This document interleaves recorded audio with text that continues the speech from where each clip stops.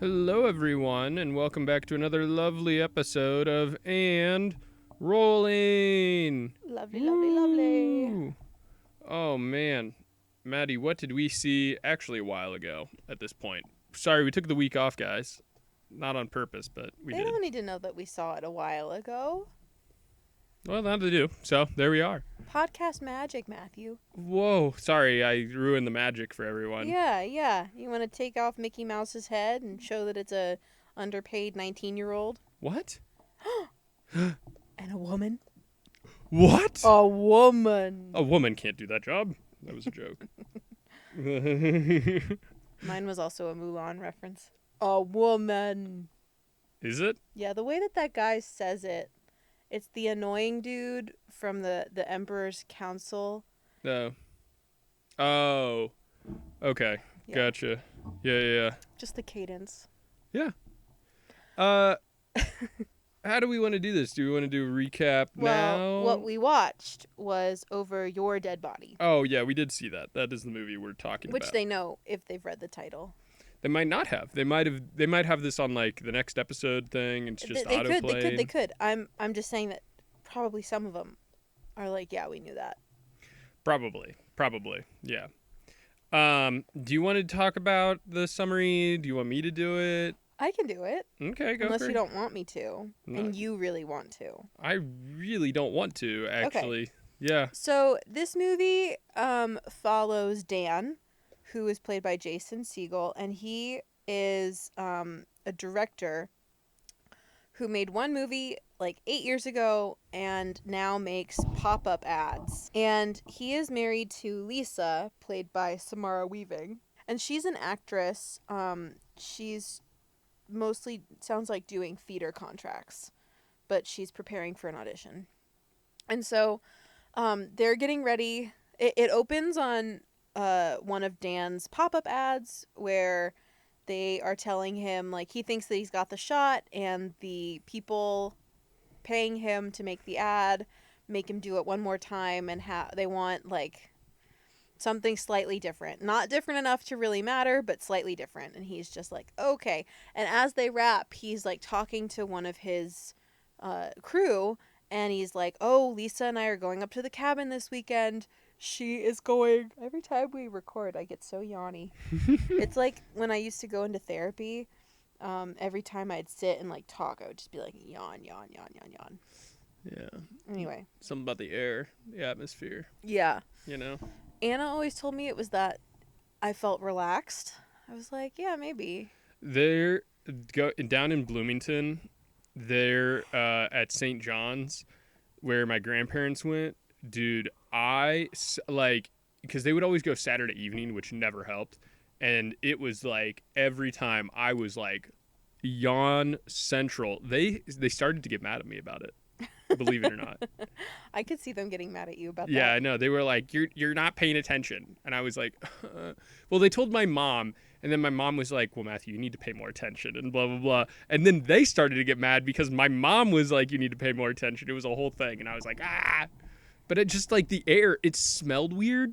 Yeah. It kind of smelled like incense and new building like mixed together. Terrible smell. Oh, it was really weird. And so like I was just always like, oh. And it was a big building. It was always too cold. And so you were just like, and it was like dozing off central. So, and the music was really boring because it was like all the oldies, you know? So, whatever.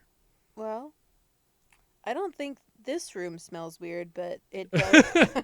I do always start to yawn. So, do with that what you will. Yeah. But he's telling his crew member that, like, oh, we're going to the cabin, and Lisa's insisting on going on this huge hike. Even though I've told her not to, she's insisting. And the woman's like, okay. And he's being really weird about it. And it's like so obvious. Yeah, he gets in his car, drives home, and Lisa's friend is like, have fun hunting, as she's leaving, and he's like stops in his tracks because he's hiding rope and duct tape and like chloroform, like all this stuff. Chemical crap, yeah. Yeah. But she doesn't seem to know anything. So he goes inside and like Lisa is getting ready. They pack up and they drive. They hate each other. They hate each other. Yeah. And they have this beater of a car, which doesn't have a working radio, but they use a like JBL flip like Bluetooth speaker, which honestly is I was kind of a like, pro move. oh. Yeah. I didn't think about that being an option Yeah. before. I was like, oh, smart. Because big news for the pod. We got a new car. And now we do have features that allow our phones to like hook up. Yeah, the other car, the engine kind of stopped working, which was a big factor in getting another car. But more importantly, it didn't have any Bluetooth capability. No, it was a 2012 Nissan Versa. Like when oldie, we say that they had a cheapest beater, production car in the States. When we say they had a beater of a car, we're saying that with a lot of firsthand knowledge. Oh, it was a beater. Yeah, it was like a 99 what they had, man. Yeah, I know, crazy. but I'm just saying like. No, I know. We are definitely the pot calling the kettle black.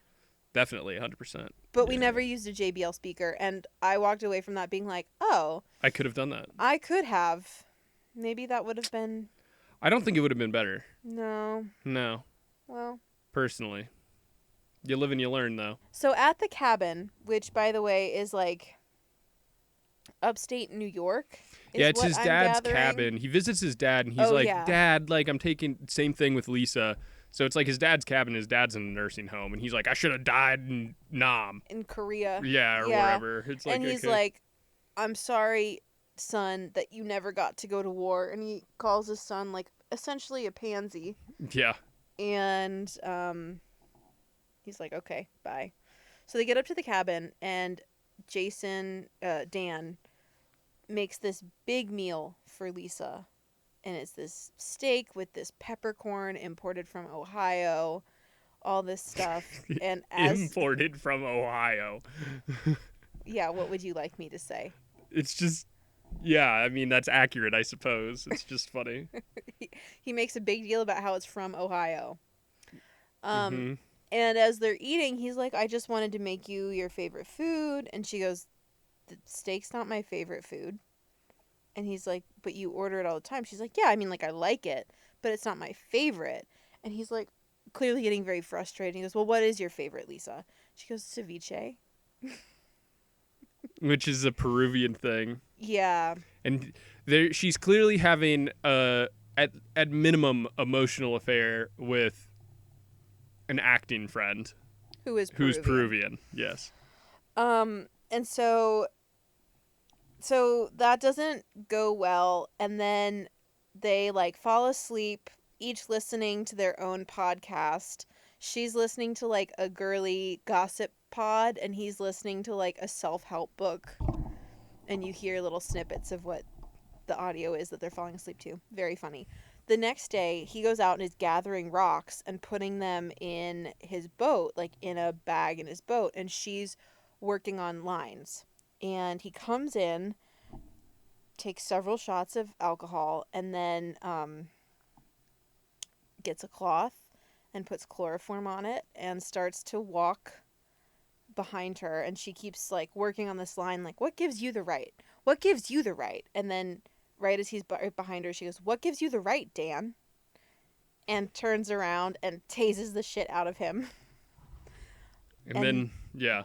Yeah, so then he wakes up and he's like tied to the chair. In front of him are all of the things that he brought to kill her, and it's like a handsaw, the rope, all this stuff. And she's like, "What was this for?" And he's like, "Nothing." And she goes, "Really? Because I think you were going to strangle me, but really what was the saw for?" And he goes, "Well, bodies might float to the surface, so I was going to like cut the, cut body you up apart." So she gets the gun from his dad's gun safe and reveals that she made her own plan to murder him that weekend because she knew he was trying to murder her. And she had been telling everyone that he was insisting they go hunting and was going to, like, blame it on a hunting accident, which explains why her friend said happy hunting. Yep. But what she doesn't know is that Dan wasn't working alone. He had like hired his weird high school acquaintance Henry, who like is the handyman at their house, to help. So while they're talking and like pretending to cry and whatnot, like as if they're talking to the police, this guy Henry comes in and like sneaks up behind her and takes forever to hit her over the head.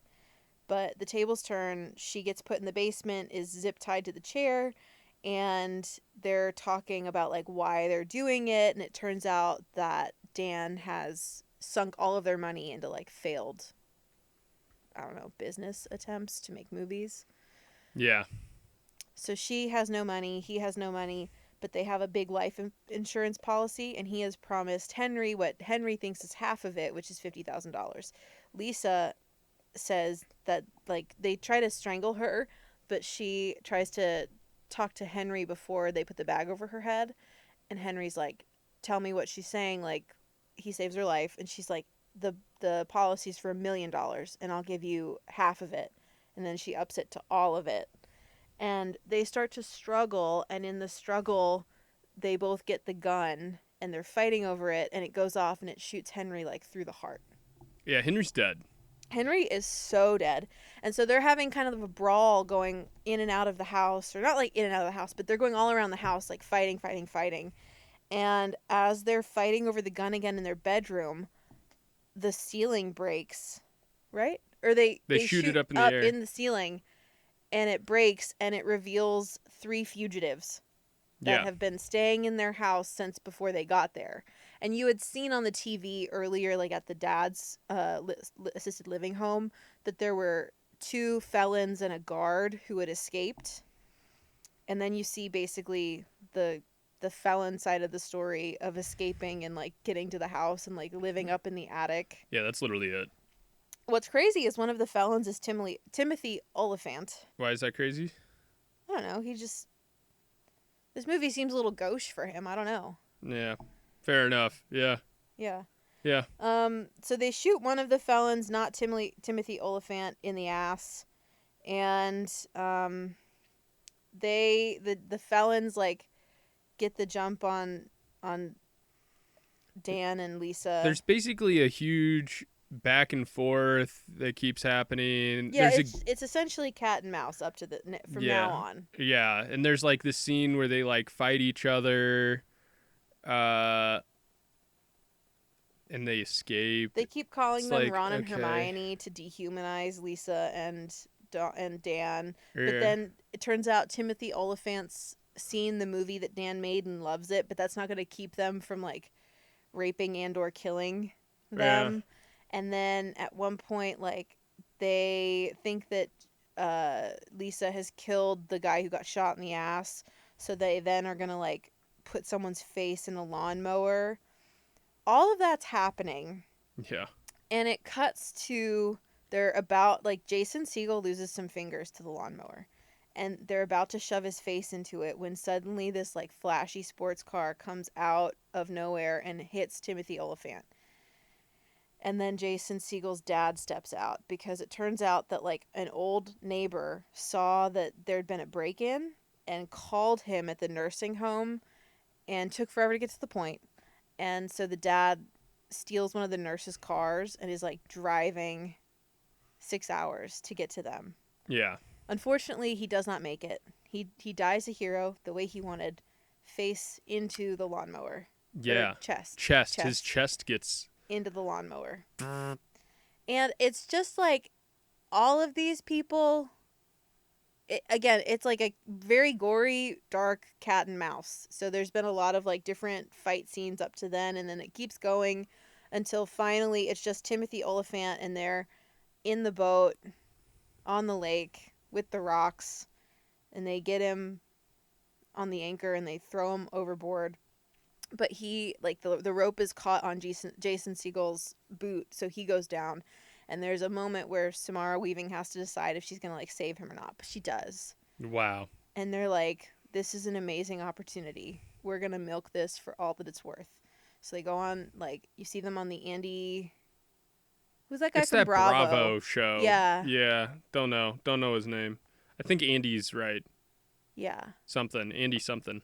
Whatever. Yeah. His show, they make a bad movie about it. Lisa is the lead. Dan is director, and Kumail Nanjiani is. And we'll talk about why that's really funny. It was really funny. Actually, for but us. he is like the in universe movie Dan, and it's like this very kitschy like kung fu movie almost. And that's it. That's and the movie. It wipes out their debt. They get the life they want, and they stay married. Yep. Ta-da. Yeah. Do you want to explain why the Kumail Nanjiani? Okay, so we were about to leave to see this movie, and we're talking to my sister, and she was like, "Ugh, Jason Segel has been on that Ozempic game, and he looks weird as a thin man. Like, he looked a little bit better, like slightly beefier."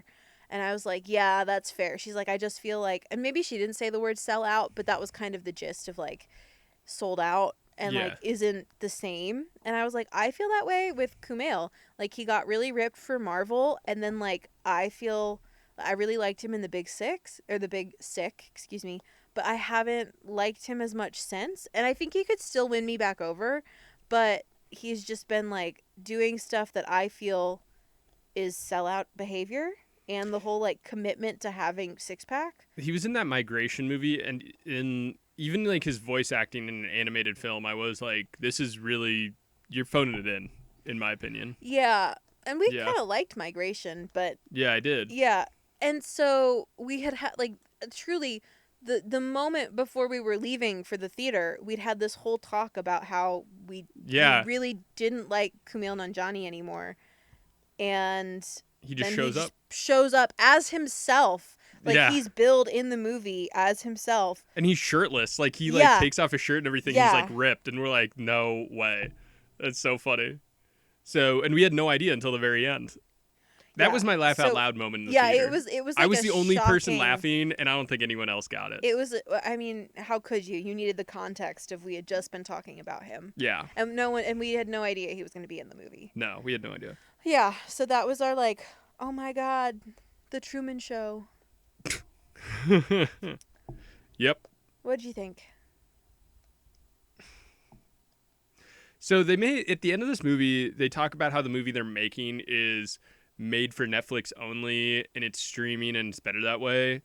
And that's kind of how I felt about this movie. This movie was, honestly, halfway through, I was like, I can't believe I'm like sitting down and watching this like all the way, you know? I was like, this is a distraction show. I should be doing something else, or movie, not show. This is a distraction movie. I should be doing something else while I'm doing this. This is kind of like, I felt like I was intrigued, and it had like a Knives Out quality to it until we got to where the felons showed up. And so they lost me. So I felt like all week I've been saying this of like, this week was the week of epic highs and epic lows of high school football. And this movie, epic highs and epic lows. When I liked it, I liked it. And then when I didn't, I really didn't. And there is something so satisfying about seeing Samara Weaving like beat the shit out of people. But she's got her scream. Her like Xena warrior princess scream is insane. It's really good. But there were a lot of things about this movie, especially once the felons came onto the scene, that I didn't care for. Like, one of the big jokes that they had was that the female guard, she was like, oh, when we're in prison, like, one of the things that we do to pass the time is we basically make the men fight, and whoever loses gets raped. And I was like, I don't find that funny, and like the threat of violence against any of these characters in that way is just like not part of dark humor for me. It was also like, from a filmmaking standpoint as well, I agree with everything you're saying, but on top of it too, the filmmaking thing really kind of bothered me. There was a lot of like 6 hours ago, 2 days ago, like flashback things, and the flashbacks weren't like quick, quippy flashbacks that you would expect for like a comedy. It was like long, drawn out plot explanation devices. And I was just like, God, this sucks. And the fights, I know it's like a comedy and the fights are supposed to be like a little crazy, but like they just kept getting beat up over and over and Yeah, it's like, over at what again. point And I does the was like, human body God. give out? Right. And surely it's before now. Well, and a lot of time, oh, this person's dead. Oh, they're not dead. Oh, you think that? Nope, not really. And Yeah, I'm I like, don't like when people do that, when like you think they're dead and then they show up again for a jump scare. and a lot of like weird decisions from the characters' point of views just to set up another scene where there's like a big fight. Well, and then can I say I didn't love the idea that, like, okay, we've got kind of a Gone Girl situation where, you know, they're both kind of playing cat and mouse with each other. Ignore the felon part. Right. But the couple is playing cat and mouse, and then at the end they have to like stay together. But in this case, they're like, that's not a bad thing. This rekindled their relationship. And I'm like, I think we need to talk about how he was like, in my interpretation, she was only going to kill him because he was trying to kill her. And I think we need to address the fact that his solution to his problems of like not liking her, being financially bad, in a bad place and like bad with money, was to just kill her. I thought that she had her own motivations too. Did you not feel that way? I felt like hers was almost self-defense. Like she knew that he was trying to kill her. Mm. So she concocted this plan to try and kill him first. Mm. Because Okay. like Okay. how can you, you know, if you know someone's trying to kill you and you live together, you can't just be like, "Hey, I know what you're up to," and then it goes back to normal. Yeah, I felt like there. Yeah, the setup. This movie could have been. I don't know. This sounds weird to say, having watched the movie, but I feel like this movie could have been more outrageous, and it wasn't somehow. Like, I feel like there could have been a lot of fun, quippy things. Like, I watched the trailer. I watched the trailer and I watched this movie, and somehow the trailer was better than the movie. You I know? mean, it makes sense. It's one of those where I feel like you saw all of the jokes and the quips in the trailer. Yeah, I just wish it was more quippy. Like, I feel like you could have done something really funny, and instead it turned into a modern, well, we have to have fighting in the movie because it's a movie and it's releasing in theaters sort of a thing, you know? And I was like, I really didn't feel like you needed to have that, but I don't know. It was definitely like going for shock value. It was a shock value movie, that's for Yeah. sure. Yeah. Yeah. Yeah. I agree with you. Definitely agree with you there. It was just kind of like I wasn't having fun halfway through the movie at all. You know what I mean? Yeah. Like I was just kind of like, okay. Again, I feel like the felon bit went on too long. Like Yeah. I can see where they're necessary if this whole point is to be like an anti-love story, and it's like, oh, they're coming back together, Yeah. and what they needed was an external force to push them back together. But yeah, after a certain point, it's like, run faster, How run long- harder, How long get was away this movie? faster. Yeah. Let me look. Yeah. Cuz it felt like a solid 2-hour movie in my opinion. An hour and 45. See, that's my thing is this movie felt longer than that. Like that's Yeah. the thing that's crazy. In a lot of ways, in my opinion, the a movie that does like an action love scene thing better what is Dracula that we saw earlier this year. Honest to God. Because Say more. You know, I'm not gonna. I know. Well, I just feel like there was a lot of like build up to that action and you felt that the stakes were high. In this movie, there was so much going on that it was like there's no tension anymore. Like halfway through, you're like, I know what's going to happen. Like, not only do I know what's going to happen, but even if I know what's going to happen, the stakes aren't there for me to care. Does that make sense? Like in Dracula, you kind of know what's going to happen as well, but you're like, I care though, because there was an anticipation and build up through the writing to make it that way. Well, and You know what I mean? You were rooting for the couple. Right. Like, in a way, this was kind of an ish. Yeah, yeah. Where, and like also, I don't buy Samara Weaving and Jason Segel as a couple. You know what I Yeah. mean? Like, I am kind of, I am kind of like Jason Segel is married to this woman. That's kind of crazy, dude. Like, she's leagues above you. I don't know. It was just kind of weird, you know. And so I didn't really get that. There's just a lot of things about this movie where I'm like, was it, like I said, it was a good background movie. There's just things that happen and they're fine. And like for a visual enjoyment perspective, I guess it's good. It's certainly not one that like I want to go out of my way to watch again. I don't think I'll watch this movie again. And like if it's on, it's a background movie. Like I'm doing something else while I'm watching this. I'm on my phone, I'm talking to people, I'm doing something, you Yeah. know. Yeah. And I don't know. That's just kind of how I felt. Like in some ways the more I sit with this movie, the more I'm. Well, we were talking about this because we were like, oh, because there's a couple movies that we're doing in the same day, and we were like, do we want to do this one or this one first? And we were like, well, let's do this. And I was like, oh, thank God, because I honestly think I would forget the plot if we didn't do it first, because it was just that kind of forgettable, in my opinion. And there's no like morals or lessons or anything from the movie either. It's not like it's really saying anything. It Yeah. just kind of exists. Well, and like, so I guess it's based off of a Norwegian book, I believe. Okay. Which I think that could be interesting. Oh, and it's an English language remake of the 2021 movie The Trip. Oh, so maybe that's what it is. It's like, I want to see The Trip though. yeah, That sounds interesting. I feel like the Norwegian one is probably better, in my opinion. could be, could be. Lars is a dissatisfied soap opera director, and his Swedish wife, Lisa, is an actress who can't make it. Aww. Having left for a weekend trip to go to a cabin, both plan to murder each other. Victor, a friend of Lars, wants to help him carry out his murderous intentions in exchange for a share of Lisa's life insurance. And then she tases him, and Are there felons? yeah. Petter, Dave, and Roy.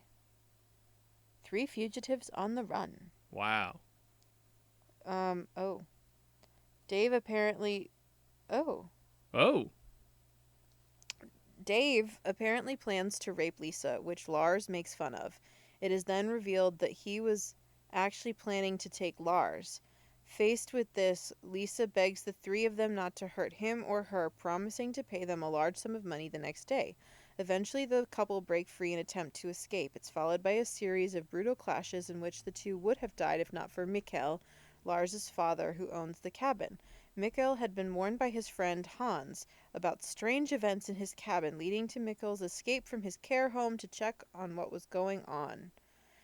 Mikkel, Dave, and Roy are all killed in a violent fight, leaving Petter with an apparent upper hand against Lars and Lisa. They overpower him and sink his body in a nearby lake, drowning him. Upon the arrival of the police, the couple, united by reignited feelings, share a self-flattering version of events, presenting themselves as brave and heroic.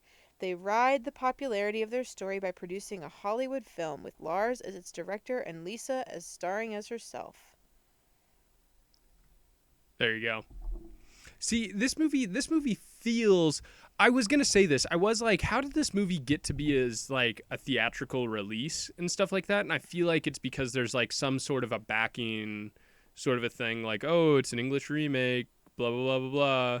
You know, all I this also stuff. think that it's like kind of riding on Samara Weaving and Ready or Not. Like even this poster, look, she's holding a shotgun, but she's holding it a little different than Ready or Not. Like Yeah, it's very similar, and I think just riding those coattails. I agree. Because certainly that was like, I like Jason Segel and I like Samara Weaving and I loved Ready or Not, so it was kind of a no-brainer to try and prioritize seeing this. Yeah. And you don't have any of the fugitives in the trailer that I saw. It looked like it was just a No. cat and mouse between this couple, which in my opinion is more interesting in like a Rebecca type way. I feel like this movie would have been really good if it was a tight hour 30. You know, hour 30. Cut out some of the crazy stuff. There you go. Cut out 15 minutes of this movie. There was a lot that I feel like didn't need to happen. You know. Yeah. I don't know. That's just kind of my take on it. So. What would you rate it? I would rate it a 4. Okay. Yeah. Yeah. I was like, this movie is worse than average, but I don't think it's as bad as, like, Wuthering Heights. You know? Which Yeah. I feel like has some seriously flawed... That movie has some serious flaws to it. This movie also has flaws to it, but it also doesn't take itself as seriously, so it's more forgiving. Oh, absolutely. It does not take itself seriously. Right. And also, it was kind of weird because at the end they like have the picture of the crew and everything, and I'm like, why does this feel like an indie film? You know? Like, it's kind of weird. Is it not an indie film? I don't know. Well, Karen Gillian's one of the producers, which is crazy. Karen Gillan. Oh, I don't. Right? Isn't that? Yeah, you're talking about the Doctor Who That's tall who I think redhead it is. girl, right? Yeah. Yeah, it's got to be. It's the same name, same spelling. Yeah. She's a producer. Like, I know we saw her name, but she's not on the producers list on the quick back. That's so weird. This movie's just weird, you know? Because truthfully, I could have seen her as Lisa. Yeah, If it's the Karen Gillan. she would we're have done a thinking good of. job. Yeah. Okay, hold on. I'm getting to the bottom of this. Okay, it is Karen Gillan, and she is married to the writer, Oh, really? apparently. Interesting. Okay. What else has he done? Over Your Dead Body, Saturday Night, but only Saturday Night Live, but 2016 to 2017. He was a writer on Saturday Night Live. Yeah. Most recently, he's done Pizza Movie, which has a 5.9 stars on IMDb. Pizza movie? Yeah, it looks like it's Gaten Matarazzo. Is it Cake, Breaking News, Accidental Text, Eureka, Neurotica. so nothing memorable? Yeah. Eesh. Okay. I don't know. Maybe that explains the drawn out nature of it, because I feel like a lot of like SNL skits a lot of the time feel like I was actually going to say that maybe that explains why each scene feels like an episode. Like it's episodic. Oh, yeah, I could see that. Yeah. Yeah. That's why I'm curious to see like the Norwegian film, because I feel like the Norwegian film would be more succinct in a lot of ways. I think that this is all you need to know on what I think of this movie. I don't even want to see the Norwegian film. Yeah. If I were to see the Norwegian film, it would just be like just to see. I don't even want to commit the time to it. Yeah. What would you rate it? 4 sounds good. Yeah. Like, yeah, I liked your reasoning of below average. Yeah. And like, I liked the dad. I liked Samara Weaving. The bits that didn't have the felons in it, I think I would have been more on board if the threat of sexual violence hadn't been so prevalent, because that was really drawn out. everything was drawn out in this movie. Yes, I agree with you. 100%. And like there were moments where he left, like he being Dan left Lisa by herself, and I was just like, why would you ever do that? There's a lot of confusing stuff that happens in this movie that I just didn't understand. And I'm kind of like, is it, so like, I'm thinking of like, the How to Make a Killing movie, you know? Mm-hmm. And like, we rated that a 2. Did we? At least I did, you know? I think this is whatever that was. Like, I think they're pretty similar. See, this is my thing, is I feel like from a brain off perspective, this movie exists. That's fair. This movie isn't for me, you know? Yeah. And it's also not saying anything. I feel like How to Make a Killing was trying to say something and did it poorly, and that's an injustice.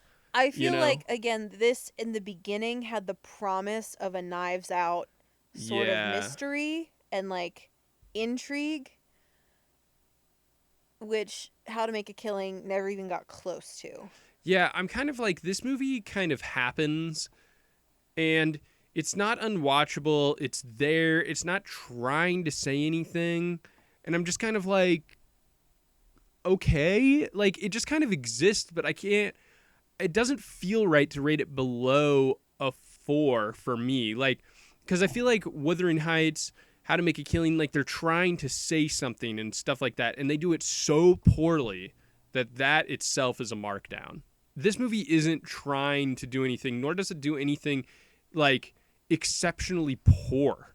Like, it doesn't do it well, but it's not bad. This movie, like to quote Harry Styles, feels like a movie, but whereas he was saying that in like a positive way, Mm-hmm. this just feels like a commercial movie. Yes. Yes. Like It's just. no artistry. No, it's just a movie. It's just a movie, and it, like, exists. And I'm like, okay. I feel like it's someone's, like, first swing at making a movie, and they're just like someone straight out of film school, and they're just like, this will be a fun story. I'm curious what else this director has done because You know? he did come in later. Like there was a There was a switch up. mhm. Okay. Uh, He did Pop Star, Never heard of it. Andy Samberg, Hot Rod, also Oh, with he did Andy Hot Samberg. Rod? I love Hot Land Rod. of the Lost. He did MacGruber. Okay. Um, So he has a comedic. yeah, He he knows did comedy. An American Pickle with Seth Rogen. Okay. Um, Palm Springs, Diary of Oh, a that's kind of Teenage new. Girl, The People We Hate at the Wedding. He's done a lot. Yeah, Chippendale Rescue Rangers. Storks. Oh, he did the Weird Al Yankovic movie. Wow, so he's had some success. But there was a switch up, you said. Yeah, I mean, like, did he direct all of these movies, or is he just, like, working on them? He did a lot of Lonely Island stuff, which explains the Mm, Andy Samberg thing. He worked mm-hmm. on the 40th anniversary of SNL. Yeah, he's directed a lot of stuff. Um he did MacGruber, Last OG, Miracle Workers. Yeah, he did Popstar, Brooklyn. He was a couple directors on, like, SNL, Brooklyn Nine-Nine, Parks and Rec. Yeah, a lot of Lonely Island stuff. He doesn't have a ton of. Oh, and he's the. This is his only, like, big movie besides MacGruber, is what I'm showing. There you go. Yeah, and Popstar. So I think that kind of explains a lot, honestly, in my opinion. I mean, like, maybe he added in a decent amount of comedy into the movie, maybe, but that's really all that I can get from it.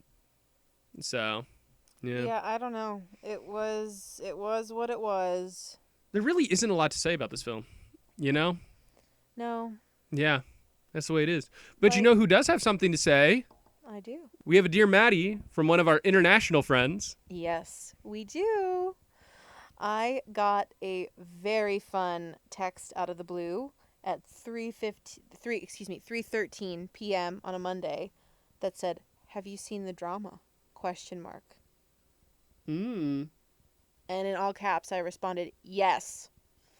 So, anyway, I got to talk to my friend Katie, who lives in London, about this. She saw the drama and had a lot of thoughts.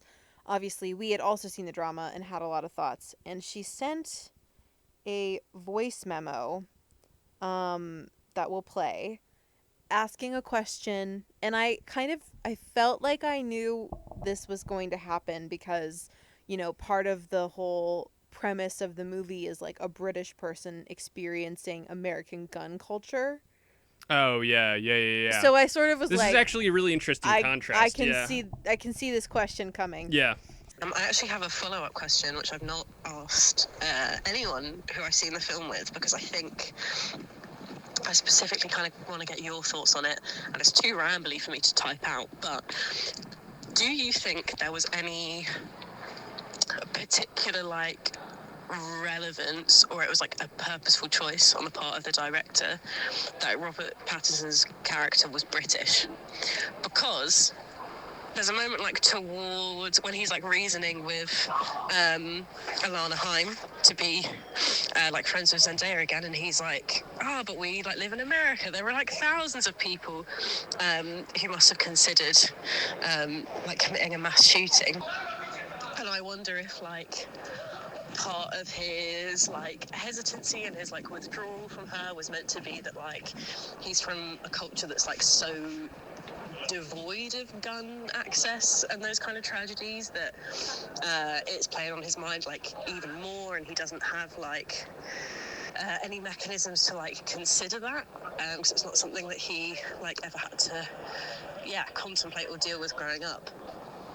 My opinion is actually like I don't think affected by like being British and from like another culture. I went to see it with my British boyfriend, and he was like, I don't think it's that big a deal. He's like, I think it's something I could move past. And myself and everyone else who I have asked about the film has also sort of been of the consensus of like, I could move past what happened to her like as a child. But yeah. If you got anything from that, if you thought it was purposeful or not, interested to know your thoughts. What an interesting thought. Thanks, Katie. What do you think, babe? You've had more time to marinate on that. Well, I can read you what I sent her. Sure, yeah, go for it. So I said, I am actually a very odd person to ask this, in that I grew up in a very anti-gun household and subculture. So my family goes back like 8 or 9 generations in one of the 3 historic peace churches, and as a denomination, we were part of the group that led to conscientious objectors. I wasn't allowed to be around guns, wear camo, or play with water guns or shooter video games or anything like that. So being near and seeing guns is very jarring to me and does freak me out. And then I said, I even went on a few dates with someone and found out he had a concealed carry license and never saw him again. And that said, I do think that him being British was important and intentional, because this film was released internationally, and had he been American, the issue of gun violence as a particularly American problem would have likely never been raised, and that would have maybe overshadowed the actual question of like, where do we draw the line on thought policing? And then I said, at least it felt important to me also to reflect to the American audience how exotic guns are elsewhere. And then I said, and also, because I type in like thoughts, and also how he starts thinking about guns was interesting to me, like maybe posing the idea that you start thinking about whatever the worst option available to you is just because it's available. So like as soon as you're around something or it's posed to you, that you could do something horrible, do you then start to think about it more and more and more when that idea has been planted, just because you're like, oh wait, that is possible, like I could do something horrible. Yeah.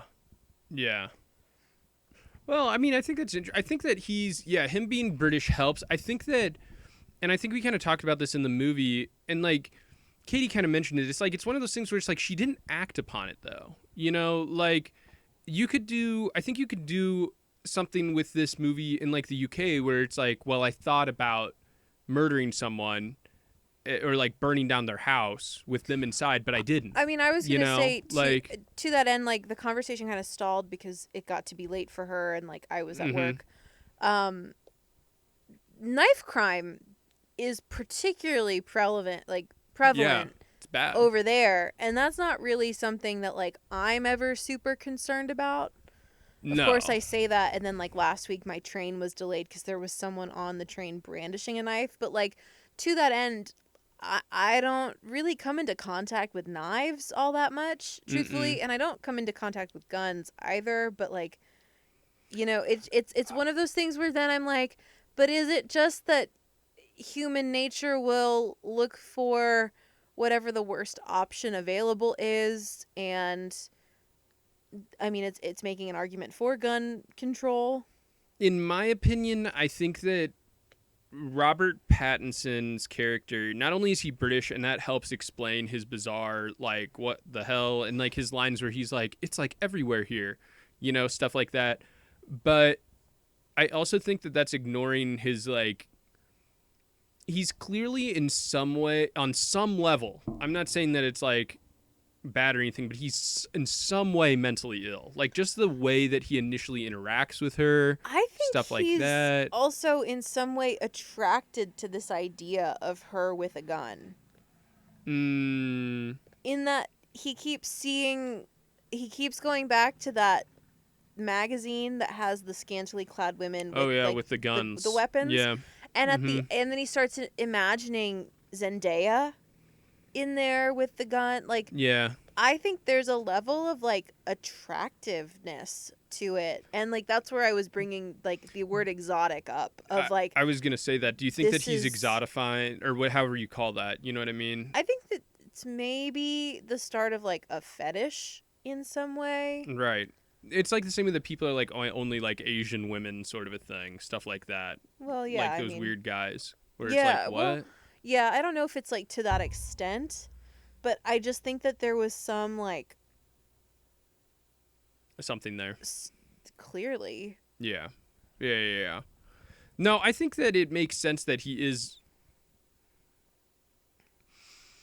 It makes sense that he's British, and he's clearly written to be a British character, you know? Like, just on the way that the dialogue is and the lines are written and everything. Like, he's not supposed to be, like, an American, you know? He's supposed to be some foreigner of some type.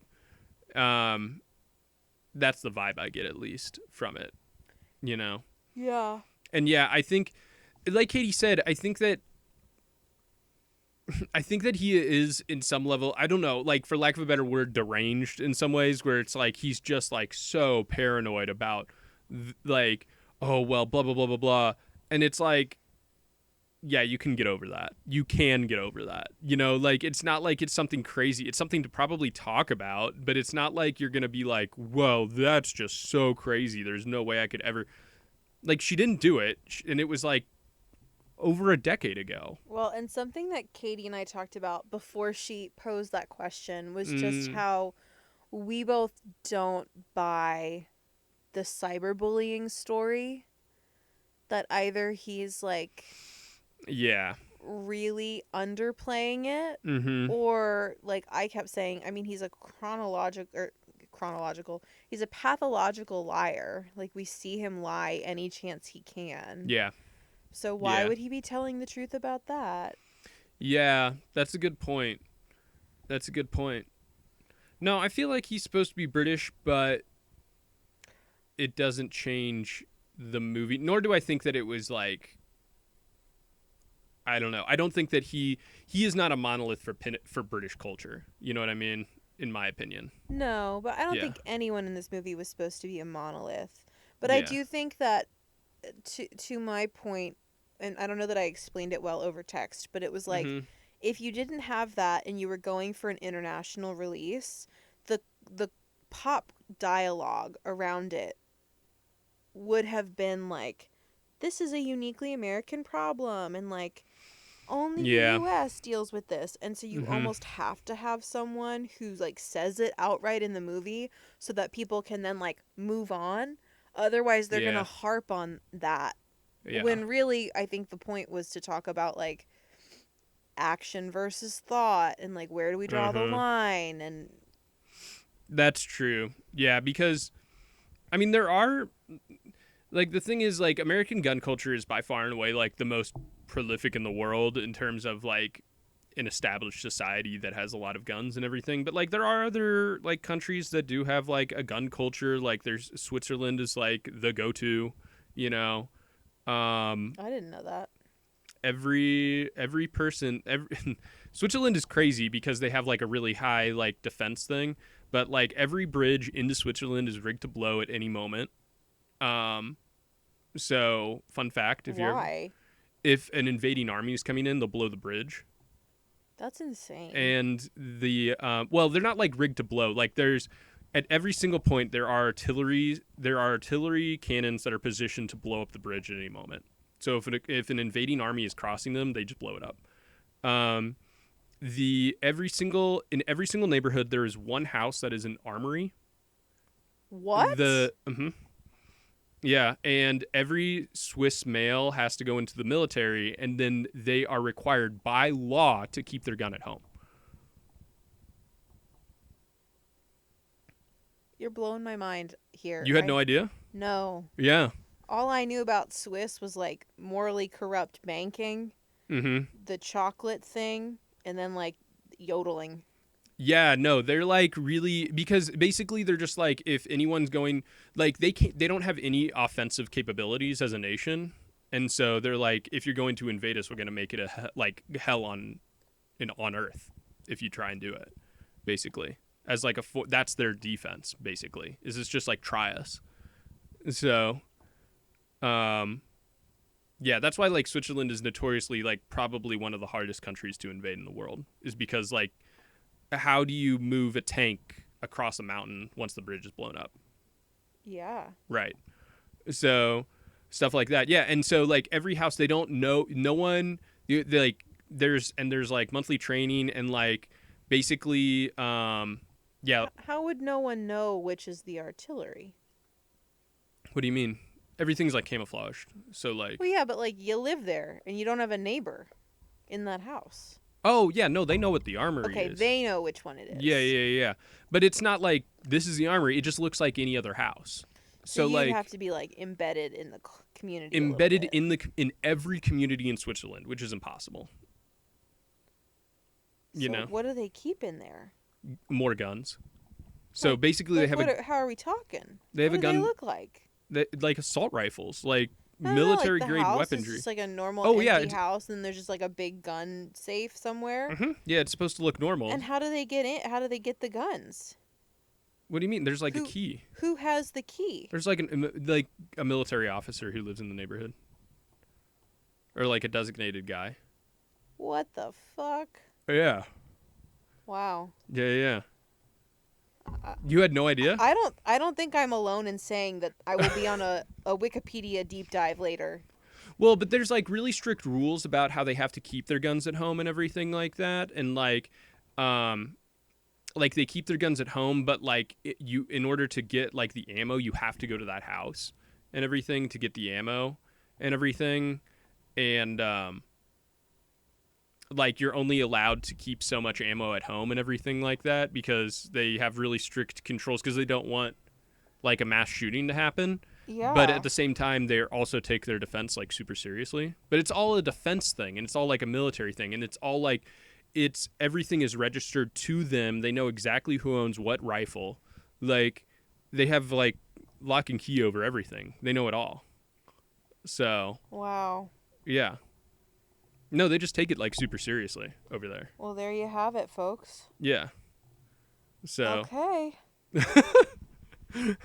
Okay. Yeah, you didn't know that? No, I've said this now numerous times. I didn't know any of that. Switzerland, baby. So, yeah. One of the hardest places to invade in the world. Every bridge is rigged to blow. So. Okay. Well. I mean, I guess my tip for you, babe, is just don't invade Switzerland. Never start a land war in Asia. Yeah, exactly. Yeah. Okay. And so. There you have it. Hey. And that's over your A dead body. If you have a Dear Maddie, let us know. If you want to be like Katie and you're like, wow, like that would be so cool. Guess what? You can be Katie. Just send us. We all want to be Katie. Send us your thing, or write us a little message, or like we'll figure it out. We'll figure out how to get you in. That's pretty much it. Like, follow, share, or else we'll take you up to a log cabin. You know. Uh-oh. And that's the show. Goodbye. You say bye. Bye.